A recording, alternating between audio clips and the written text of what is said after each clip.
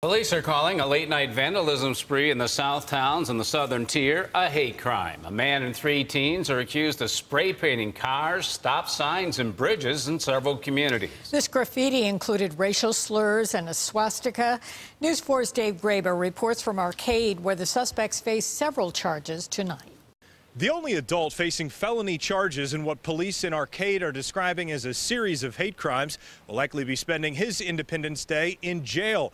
And he and the other teens involved in the case here in Arcade will likely be facing additional charges elsewhere, as police say they admitted to the same behavior in other communities. Arcade police officer Michael Lococo points out one of the bridges tagged over the weekend, allegedly by this man, 20-year-old Damian Brown, and 3 of his friends, who police say folded under questioning and admitted to acts of vandalism here and in other communities during the past few months. And they eventually copped to those as well? They did to us, yes. That includes what we reported on in February in Orchard Park, more racist language and symbols on playgrounds and on the vehicles of random victims. Police used surveillance video and social media to track down a vehicle they say was driven by Brown, and they relied on good police work.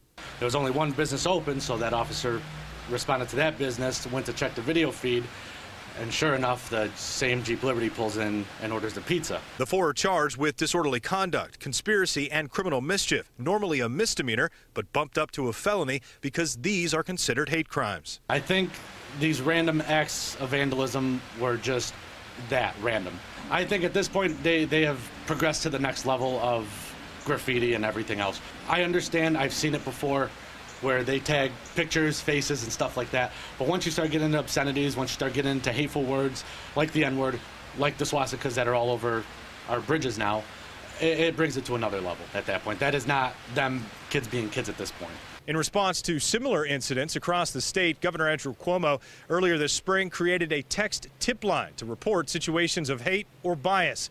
If you believe that you are a victim or a witness to these types of crimes, you're asked to text the number 81336 for it to be investigated.